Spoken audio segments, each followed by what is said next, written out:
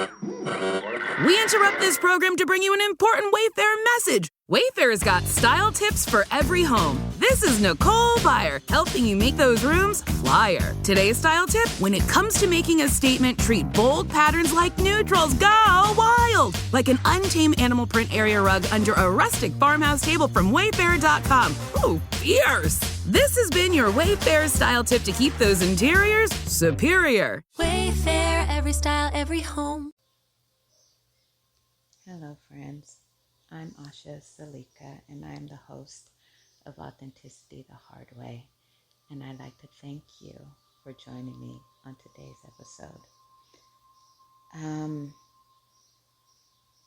This is an experience that I am experiencing right now. And I just wanted to take a few minutes to dive deeper into the idea of transformation. So during the last 6 months, I have gone through major spiritual awakenings. I guess from January, just back to back. Elevations into higher realms of spirituality, engaging with my new angels and ancestors, and really kind of, I guess, unpacking in my higher self. And learning more about what it means to be authentic and what it means to be more within my awareness instead of my senses. Meaning, for example, seeing a situation, whatever it may be, just out in daily life, or even just in my room, writing or doing whatever, just viewing that moment or that situation from my awareness, meaning within myself, and not from my mental faculties, not from just viewing it cerebrally, a big word, in my mind, but from my spirit, from my soul, from deep within me, taking all things into consideration instead of just that which is evident through my eyes. And it's such a different way of living. It has caused me to slow down, to be much more present than, as opposed to just going along as the majority of human beings do, just going along unconsciously through habit and routine. And it's the habit and routine of life that has now gotten me in this gridlock place that I kind of ran into a brick wall. So if you can imagine elevating, going along and elevating and enjoying this new space of freedom. And I was just going along and really in love with the ritual that I have created within these last 6 months. Very immersed in the ritual or the habit of getting up early every morning, waking up without an alarm clock. And I have a little table that folds down that I could set on my bed, and I set up my candles and my incense and my crystals, and I have a meditation shawl, and I have my music, and every morning sipping my coffee, going through the same ritual or the same routine day in and day out. Now, being a bodybuilder and living a very rigid um, lifestyle in that since I was 13, even through getting married and having children and all these things. So I'm always been very disciplined. And it's almost destroyed me. So I'm laughing because as I'm speaking this, and it took me a minute to actually set myself to do this podcast, because being a creature of habit, and an Aries and a Virgo moon and Cancer rising, I have this thing where I overthink stuff, which is a dual concept, because being an Aries, I'm fiery and I'm quick to do stuff, and I'm passionate and I'll go for it. But then there's a flip part of me that will sit and think and contemplate and wait for the right moment at the right time, which it within myself is causing this gridlock motion, if that makes sense, where I actually entangle myself in my own intention and then create a noose. And here I am hanging myself from this idea that's very plausible and very doable. However, with my mind and just I'm hanging myself.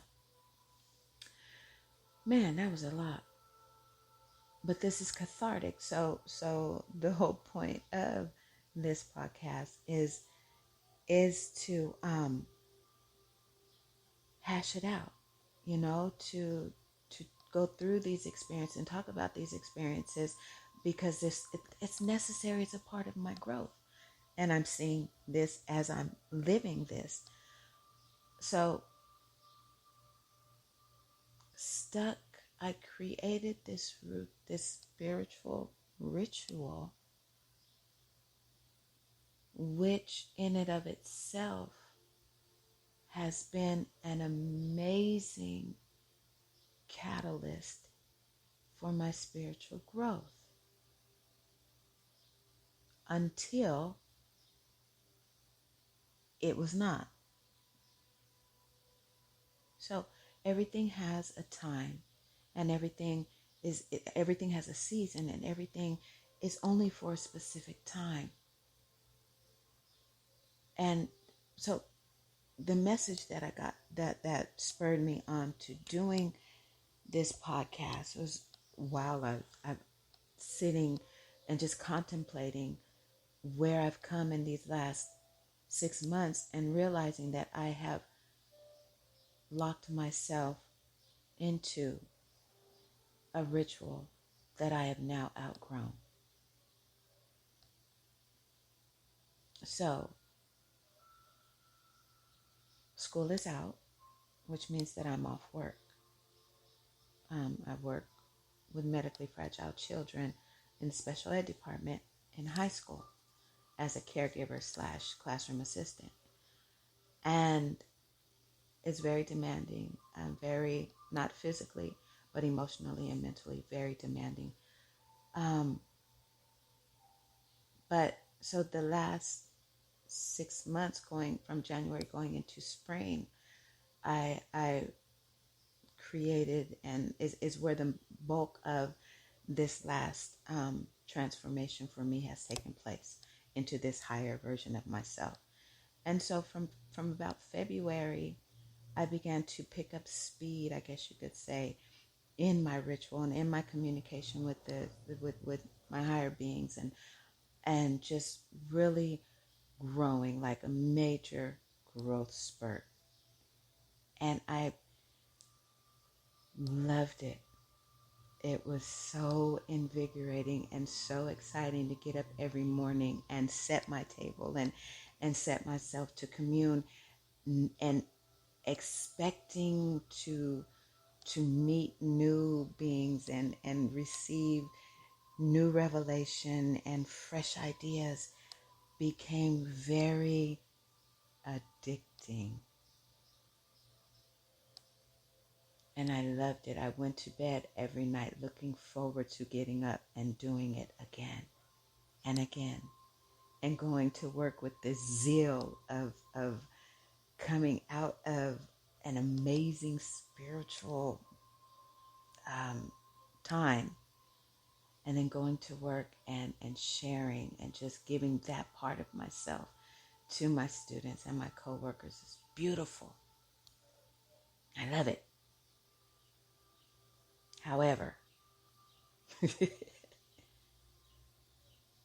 moving into May, I began feeling just the slightest difference in my morning routine. Just very slight. So it would always feel like there's this warm presence. I like to say like a warm fleece blanket around me during these times of communion, where it was really just like as I was being held and snuggled in the lap of God, or in the entity of the universe itself. Just this like a just like a warm hug from your lover, your husband, or your mother, your father, whatever. Just that embrace every morning, and I started to feel a difference in that. However, the bane of my existence as a human being, of the whole routine of it all, I got caught up in that and didn't pay attention to the subtle changes that I was feeling. It's kind of like when you get a tickle in your throat, right? You're going along, everything's good, you get a tickle in your throat, and you're like, something caught in my throat. You don't pay attention to it, and you just keep going along, and then the next thing you know, you kind of notice that your nasal passageway feels kind of itchy or raw or something, but you're still going on, you feel fine, right? Until bam, you wake up one morning and you're sick. Whether it's allergies, whether it's a cold, whether it's whatever, you're sick. And it was that kind of thing where I just felt little tiny things changing, but not paying attention to it because I was so engrossed in the routine of it. And then I started noticing that my empathic abilities were kind of morphing, where I was kind of feeling like raw and always like my antennas are just open, and I'm picking up on everybody's stuff, which in and of itself, being at work Monday through Friday for 6 hours in that enclosed space, so to speak, I got used to everybody's stuff. But it did begin to wear on me. It began to get heavy on me, and I wasn't paying attention because I was so caught up in the goodness, I guess you could say, of my morning ritual. So fast forward to, and then in the back of my mind, I had this running dialogue where, man, I can't wait for school to be over, for work to be over, where I could get up early and do my routine, and I don't have to stop. I could just sit in my communion time as long as I want to, and just, there's no time limit like I do on the weekends. So I had this whole thing built up in my mind where when school was out, I would just, man, really go for it. Unrestricted. And May 31st, and school is out. I'm excited. And June 1st, I wake up and, man, I don't have to go to work. This is good. And so for the first 4 days, everything went along as usual. And then I started noticing that warm feeling, that fleece blanket started feeling lighter. Like I just think things just didn't feel right. But me being that creature of habit kept going along in the same ritualistic mentality, doing my communion time religiously, forsaking the actual intent spiritually. I hope that makes sense, because that is such a key element of our daily lives, is that we begin to do things religiously and forget the reason behind. And I'm going to just kind of hop off right here and talk about religion in that aspect. It's like we get in the mode of going to church or doing, once again, I'm not downplaying, I'm not bashing church or religion at all. But once it becomes just a religious act, it's just something that we do religiously, that takes away from the whole intent and the whole purpose of it. And then we lose out on the actual gifts, the actual power that lies within whatever we're doing. Even if it's you're working out and you're going to the gym, and maybe a month or two in, you just start going out of habit. You start going religiously, and then you're not engaging in whatever activity, whether you're lifting weights or whether you're doing your cardio, whatever. And you just start going with the motion of it, and not focusing on the actual exercise itself. And then you cut your gains because you have disengaged and you have just began doing it. And it has just become a thing.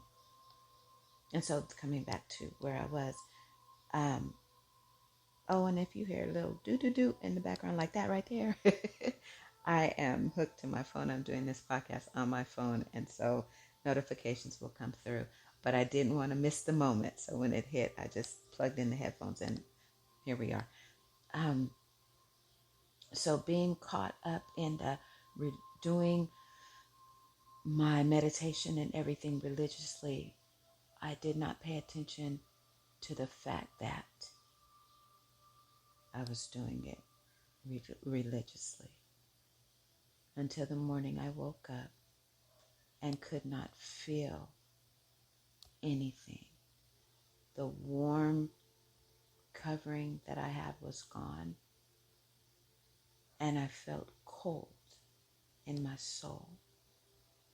I felt disconnected from my celestial family.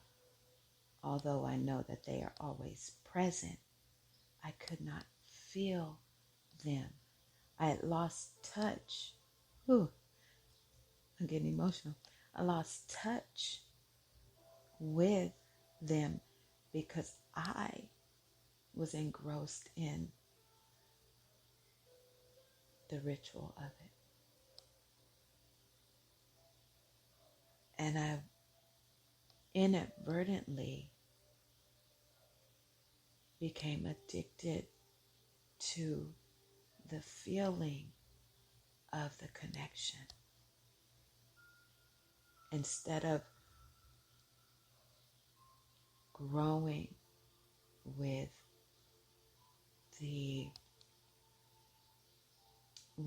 instead of moving with the flow of spirit, with the flow of the universe, with the ebb and flow of spirituality, and putting it more into a mechanical, humanistic thing.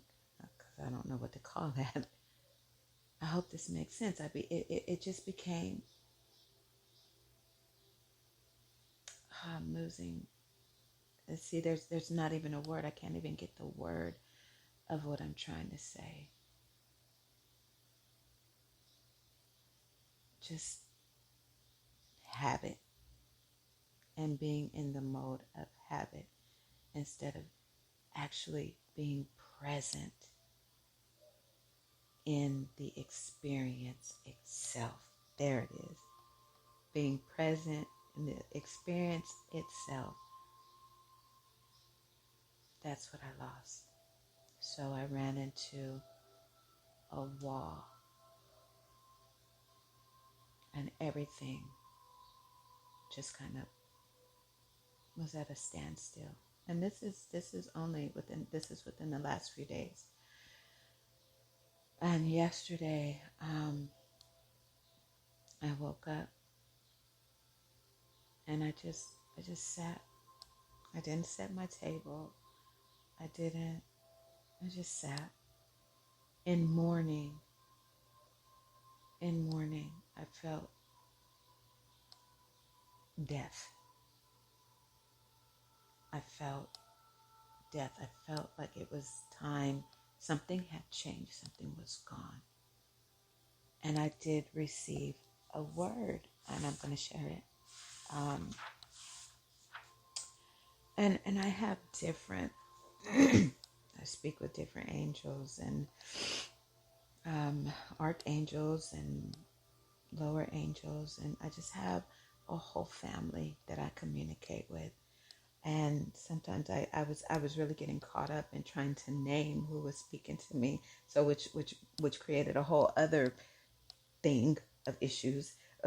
So I was so trying to put my human understanding into a very spiritual experience and began choking myself, so to speak.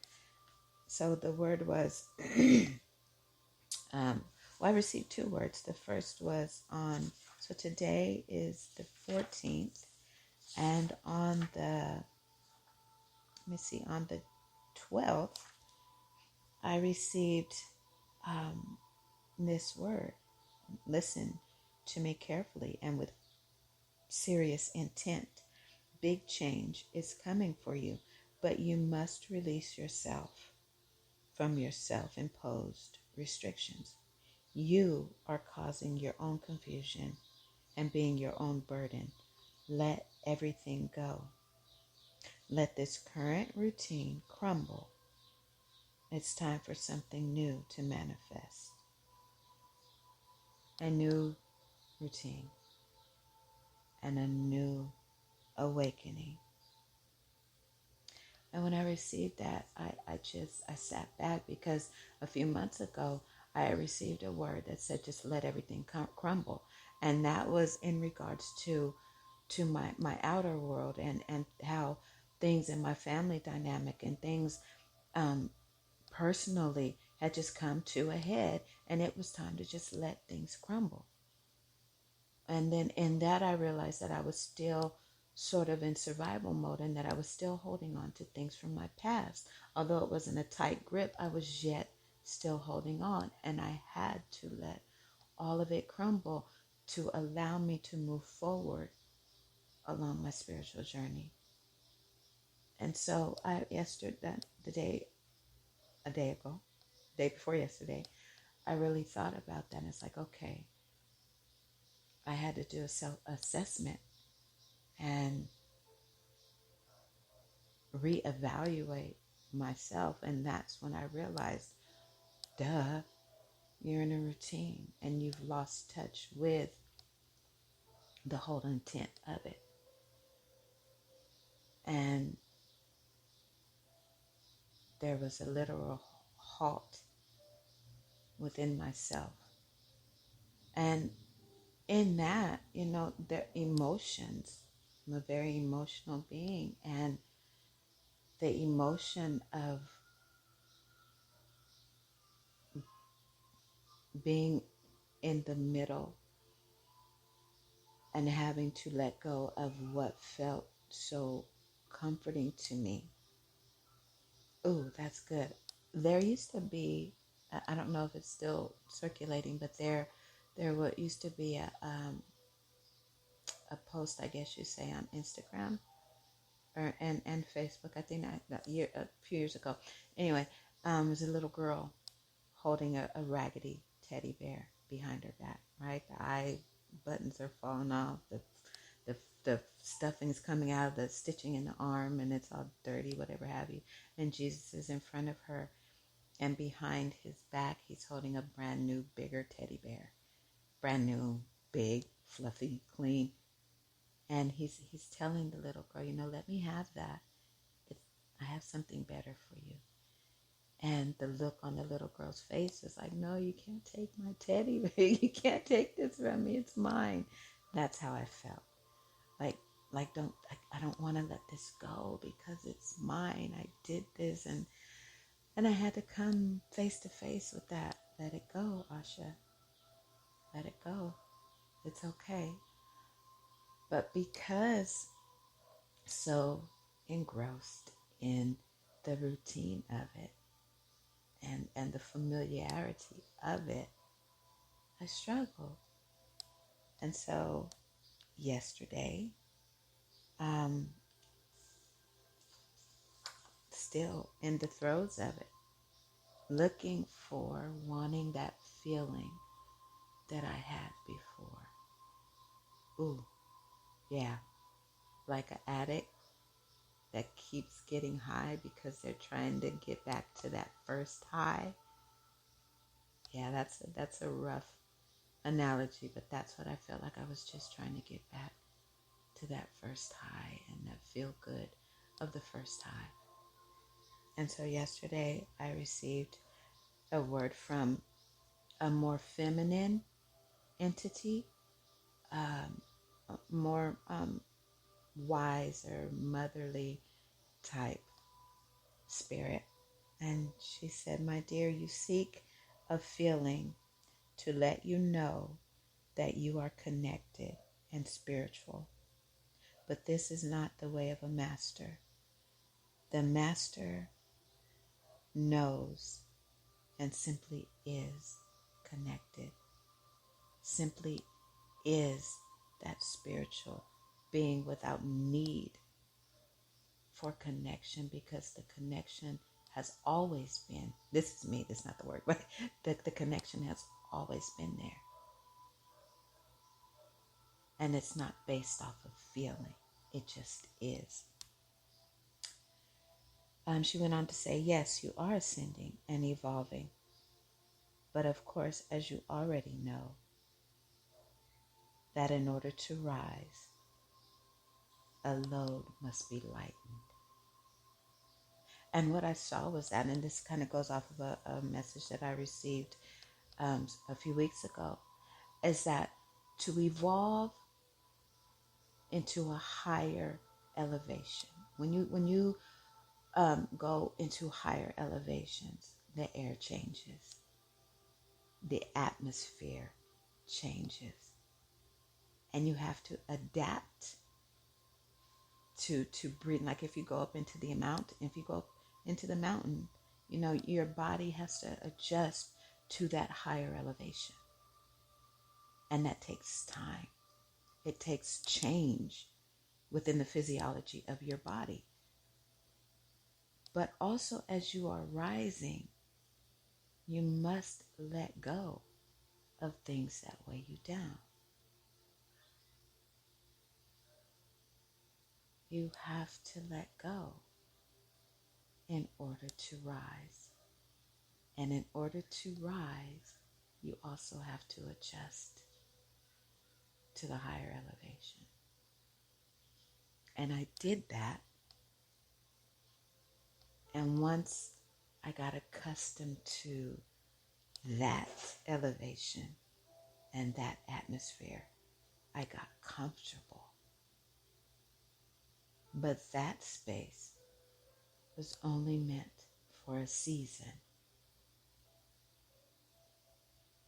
And that season is now over. And so in order for me in order for me to rise into the next highest version of myself, I must now rise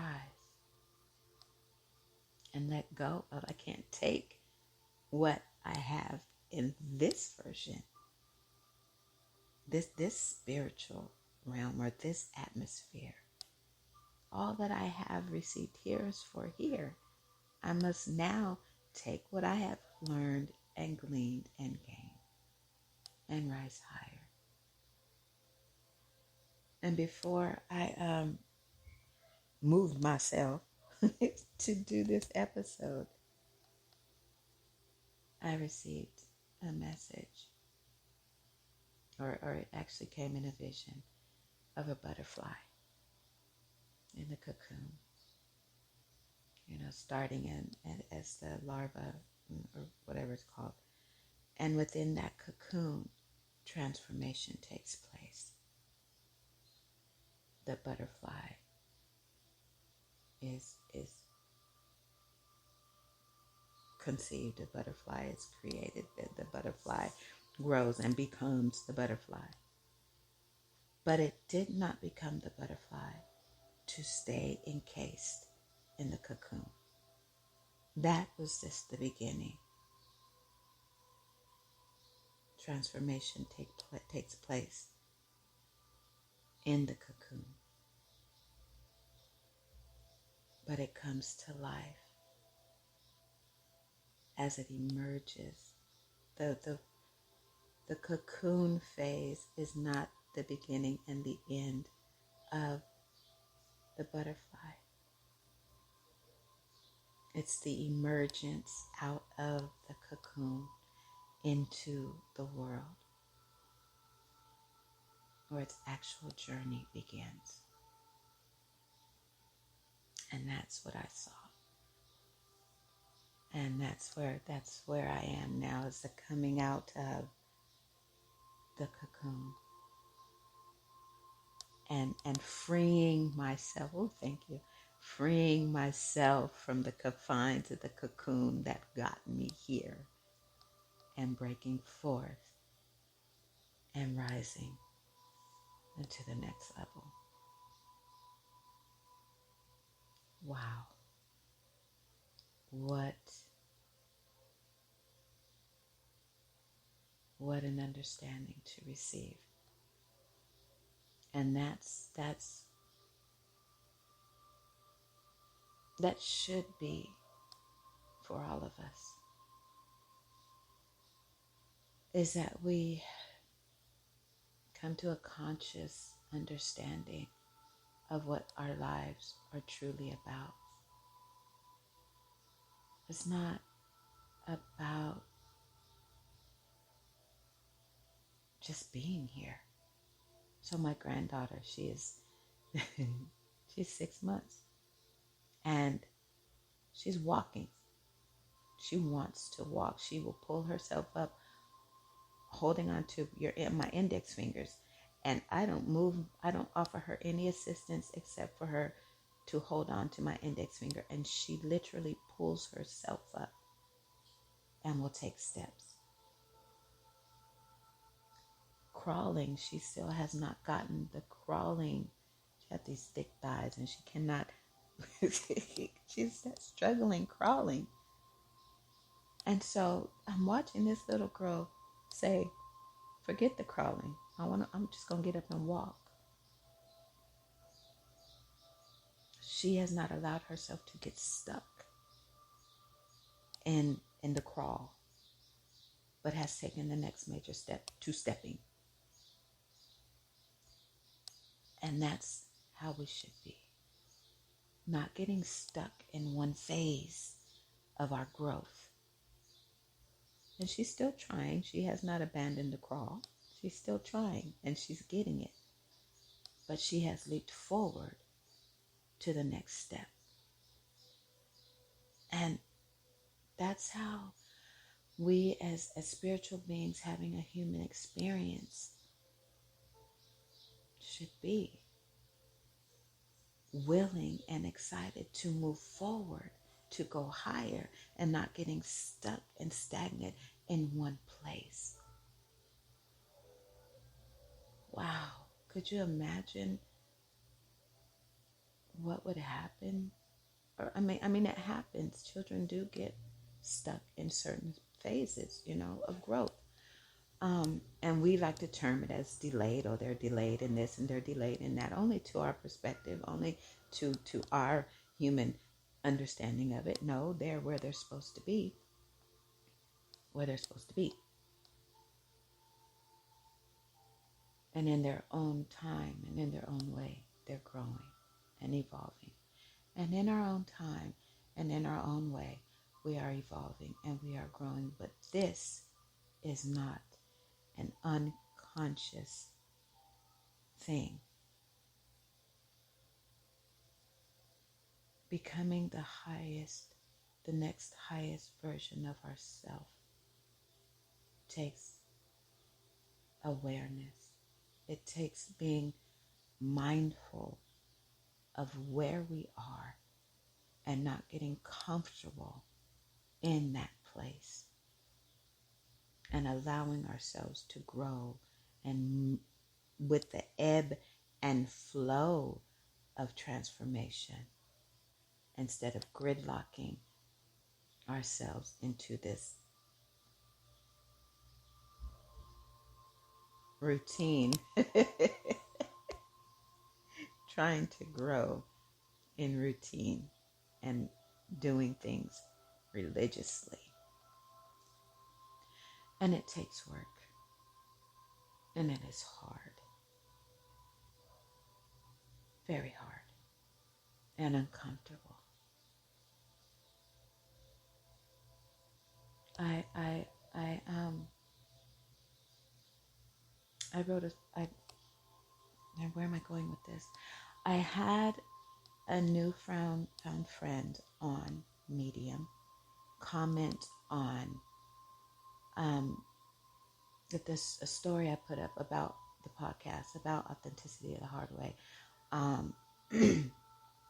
And I love what she said, in that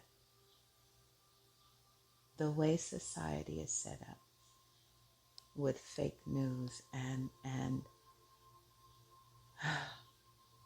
the unauthenticity of the world and our environment around us has a direct impact on us trying to become the highest version of ourselves. And I love what she wrote. And as a matter of fact, I will put it in the description for this episode so that you can read it for yourself. But what she was saying was so powerful and touched me, because the truth of the matter is, like she said, the world around us is unauthentic. And it is a lot easier to become a part of that than to go this hard road of trying to become authentic. Very powerful. Very powerful. And there, as newbies on this understanding of our spiritual journey and trying to evolve into the next highest version of ourselves, it's hard, and it's a lot easier to just stay where we are and be kind of like chameleons than to face the harshness of it. But I tell you, friend, it's a lot. It's hard. But it's worth it. It's so worth it. I did that. I closed myself off for years. I closed myself off from my true identity, and I became an alcoholic and a drug addict because it was easier, because that was what was around me, and that's because that's where I found an identity. And through the harshness and the devastation of all of that, I came to realize that that woman that I had closed off, that true essence, the true spark of me, was more valuable and more viable than that woman I became. And now on this side of that, years later, through all of the shadow work and all of the intense focus of just coming out of the matrix, coming out of that world and creating from the inside this world that I am now in, so much more rewarding. But it was hard. And just like this experience that I'm yet coming out of, the routine of just going along is detrimental. But the strength and the courage to stand up and say, okay. I get it. Let me move on from here. So much more. So much easier than getting trapped there. Whew. I hope that this rambling, because that's what I kind of feel like I just did, like I just rambled. I hope what am I saying? I hope it helps. I hope that wherever you are on your journey, I hope that this episode helps you. That's my desire. And that's why I'm hard on myself. That's why I pay such close attention to myself. It's not just for me to just become a better person. That's a reward of it. That's a perk. But my whole intention and whole purpose is to help you. Is to help you. You can do it. Please don't give up on yourself. And if you are stuck, it's okay to be stuck. It's not okay to stay stuck. If you're feeling like things have changed and you are at a stalemate and you don't know what's happening, that means it's time to come out of that cocoon and it's time to go forward, because you have that season is over and it's time for you to step up and into the next highest version of yourself. I'm Asha. Thanks for listening. Thanks for evolving.